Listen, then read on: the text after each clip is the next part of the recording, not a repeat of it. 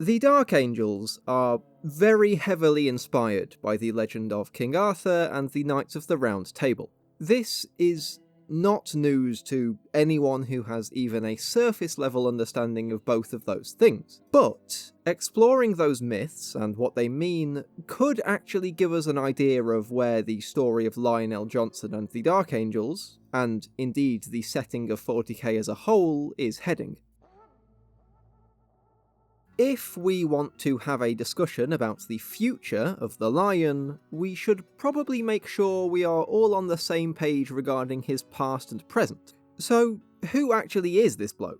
Well, the Primarch of the Dark Angels, the First Legion of Space Marines during the Great Crusade and Horus Heresy, was originally an arrogant, emotionally repressed dickhead who literally beheaded his own son for standing up to him. In short, not a great father figure. Luckily, he wasn't around for too long. Shortly before the outbreak of the Horus Heresy, Lionel sent his adoptive father, Luther, and a hand-picked selection of Marines back to their homeworld of Caliban. Ostensibly, this was to train new recruits, and those he sent back were the best for the job. This is, as far as I know, the only motivation we are ever given for the baseline Marines who were sent back. But we know that Luther was sent because he attempted to nuke the Lion, so it's overall a bit of a mystery exactly why those other Astartes were selected. Regardless of why exactly they were there, being stuck on Caliban, away from the glory of the Great Crusade and the destruction of the Horus Heresy, took a toll on the Dark Angels marooned there. Instead of sending recruits back to the First Legion, Luther, who by this point had been corrupted by chaos and had decided he wanted absolutely nothing to do with the Imperium or his adoptive son, began to keep them on Caliban, raising them to be loyal to him and the Order, rather than the Lion and the First. An important detail here is that Luther only told those closest to him of his plans to secede from the Imperium. 99% of the 50,000 or so Marines on Caliban believed that they were waiting there on the orders of the Lion himself, or else waiting for the Primarch of the First to prove himself still loyal to the Imperium, as they could not know whether he had fallen to the side of Horus. This would all come to a head after the conclusion of the Horus Heresy, when Lionel Johnson and the Dark Angels returned to Caliban to figure out why they hadn't been receiving any reinforcements for the past few years. The forces on Caliban opened fire on the fleet. Lionel opened fire on the planet in return without asking any questions, this is important, and everyone kicked the shit out of each other for a while until the planet broke apart due to orbital bombardment and warp-based shenanigans, with many warriors on the planet getting pulled into warp storms and later disgorged into real space, scattered across both space and time. The Lion, who had descended to the planet to give his sons a piece of his mind, and had engaged Luther in a duel, disappeared in the commotion, and was assumed dead by the rest of his legion for the next few thousand years, until, spoilers, it was revealed that he'd actually been yoinked into a pocket dimension by the Watchers in the Dark, the magical hobbits living on Caliban. Now, that probably sounds like a lot to take in, but there are only a few key points that we need to keep in mind from the last 500 words or so. One, that the Lion disappeared towards the end of the Heresy and only returned after the opening of the Cicatrix Maledictum. The 8th edition Dark Angels Codex said that he was taken to the innermost sanctum of the Rock, their fortress monastery, but Son of the Forest made it feel like he'd been living in, like, a magical forest for a while. So, honestly, who knows? But the point is that there was a good 10 millennia of everyone assuming he was dead, and that the First Legion themselves had killed him. B, that not all of the Dark Angels on Caliban were traitors. In fact, most of them weren't. Many had rejoiced at the return of the Lion, thinking they would finally meet their Gene Father and join him in repairing the damage done to the galaxy by Horus, just to have him come down to the surface of their world all angry and start murdering them. And obviously there was no way for them to know who fired first out of Lionel and Luther. I'm told planetary bombardments can be rather confusing. And other thing, that the Dark Angels under the command of the Lion, who would later form the various successor chapters known amongst themselves as the Unforgiven, could not possibly have known that not all the warriors on Caliban were traitors. As far as they knew, Luther had been corrupted, the planet had fired upon them, and their father had been killed in the fighting. It's honestly understandable that the conclusion they drew from that was that all of the Fallen, as those under the command of Luther later became known, regardless of whether they had actually fallen to chaos or not, were traitors who deserved to be hunted down wherever they popped up over the next few millennia. Also, they became an allegory for repressed homosexuality, but that's probably beyond the scope of this video. It was into this landscape of distrust and hostility that the Lion returned, disgorged into Imperium Nihilus by one of his pet hobbits. We're getting to the Arthurian legend soon, I promise. Importantly, John here had not been kept in stasis for that time, as Rowboat Gurlyman had, but had, if we take the 8th edition codex as truth, simply been in a coma and had naturally aged. Admittedly much slower than any human, or even Astartes, but he still aged. As such, he isn't quite at the level he was when he had last been conscious, leading to a quite frankly hilarious conversation between him and a Chaos Sorcerer, where he demanded to know what curse the Sorcerer had placed on him before being told he was just an old man. He also seems to have aged mentally as well, being far more patient and willing to share his emotions and intent with others, much more considerate of how his actions could affect those around him, and he also seems to respect baseline humans more than he ever did previously. Basically, a much more reasonable, humble, down-to-earth guy than he ever was before. He can also teleport by going into that forest pocket dimension thingy, but that's only tangentially relevant. These changes meant that after his awakening, he did not immediately kill the fallen Dark Angel that he met.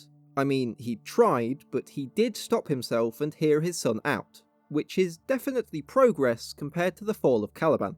By doing so, he learns that they were not all corrupted, yada yada, everything we've been going through for the last 10 minutes, and offered to help his son, Zabriel, reconquer the planet they were on, which had been attacked by a Chaos Warband whose name escapes me at the moment. They aren't important to this video in any case.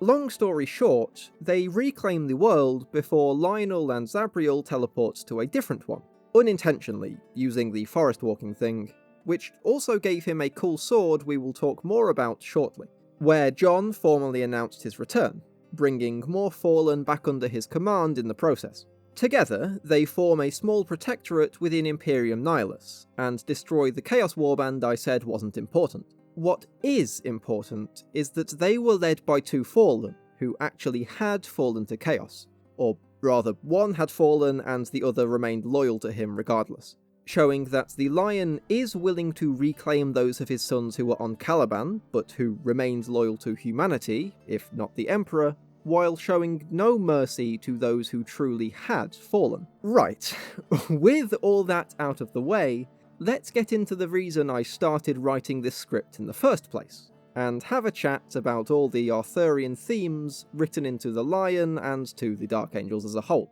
First of all, the Lion is basically just King Arthur.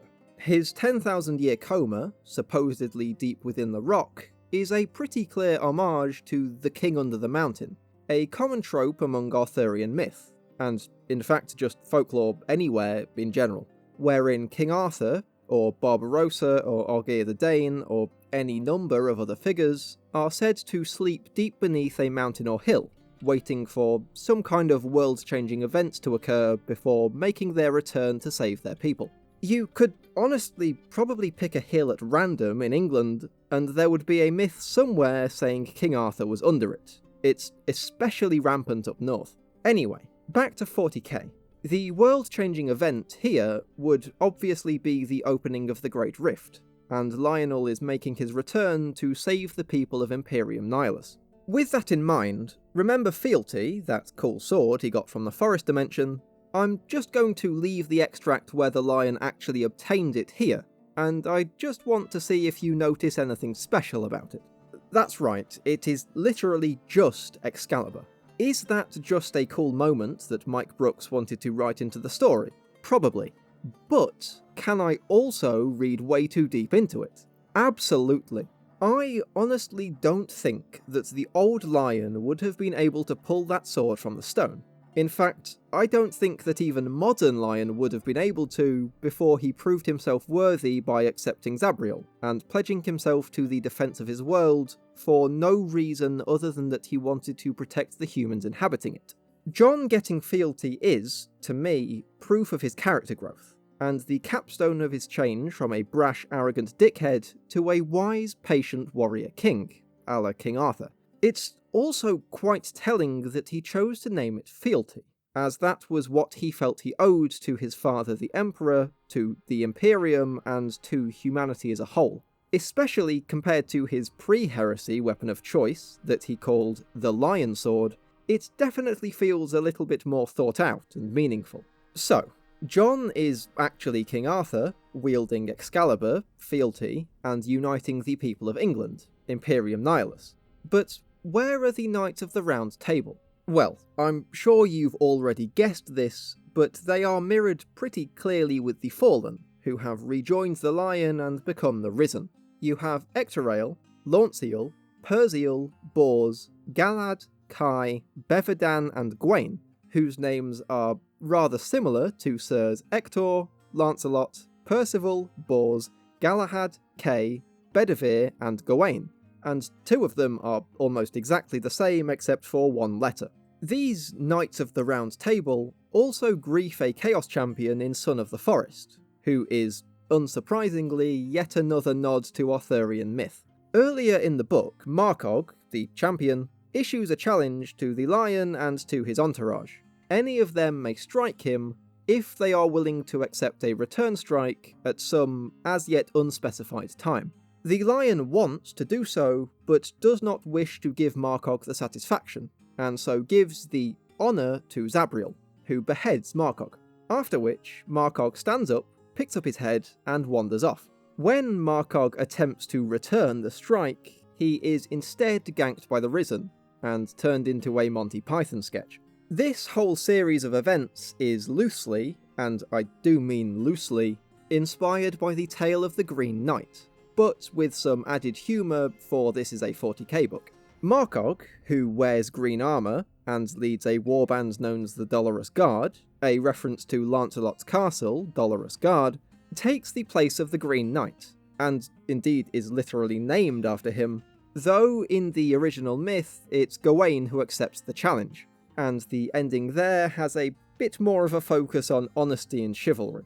These references, fun as they are, probably won't have much of an impact on the story of the setting going forward, aside from Lionel being a King Arthur stand-in, but he's a primarch, he was always going to unite Imperium Nihilus. There is one, however, that could have immense ramifications for the story of 40k, when we have the next big shift in 30 years' time. That is the Fisher King, an image that the Lion sees in Mirror Caliban of a wounded fisherman wearing a crown, bleeding into a river that the Lion cannot cross, with shadowy entities circling him, waiting for the Lion to ask him a question, though each one the Lion asks is wrong, according to a nearby watcher in the dark. In the context of the story, the king is Emps, the river is the Great Rift, which the Lion is not able to cross with his forest walking powers, neatly keeping his and Rebute's story separate, and the entities are either the Chaos Gods, or demons, or some such. In Arthurian myth, the Fisher King is often the last protector of the Holy Grail, or some other great treasure. The name comes from the fact that the king is wounded, and so cannot lead his men into battle or tour his kingdom, instead spending his time fishing in a small boat in the river near his castle, while his wound slowly infects the kingdom around him, causing it to become barren. The only cure for the wound, and therefore for the king's land, is for a knight to make the perilous journey to his castle and ask the Grail question, which will break the enchantment binding the king and his land. This question varies from myth to myth, but it usually is some variation of who does the Grail serve, or what ails you. So I guess the correct one for the Lion would be who does the throne serve, or something like that, allowing the Emperor to heal and restore the might of the Imperium, which has been stagnating and dying around him. However, this does raise a few important questions. Namely, what is the Holy Grail in 40k, and who is the knight who will find it? In the myth, it is never King Arthur who finds and heals the Fisher King. It's usually Percival, or a group led by Percival. So it could be a member of the Fallen who will eventually heal Emps. And in fact, one has already gotten incredibly close, only being stopped by a manifestation of the Emperor himself, telling him that the time is not yet right. And that is Cypher, the mysterious Lord of the Fallen. We also have the King in Yellow, who is, spoilers, almost certainly Constantine Valdor, who is creating an army of Grails. Perhaps they will eventually join up to free Big E from his torment on the Golden Throne, allowing him to be reborn. That's my personal headcanon anyway. Please feel free to shout at me in the comments for anything that I have missed or that you disagree with. If you've made it this far in the video, thank you so much. It really does mean a lot. Like, subscribe, all the rest. A huge thank you to my wonderful channel members, Vort, Cersei, Victory Kaiser, Kraydog, Jewish Dictionary, Tootsie Cat Meow, Emondo, SP Keating, and Celtic99 for supporting me, and I will see you all in the next video.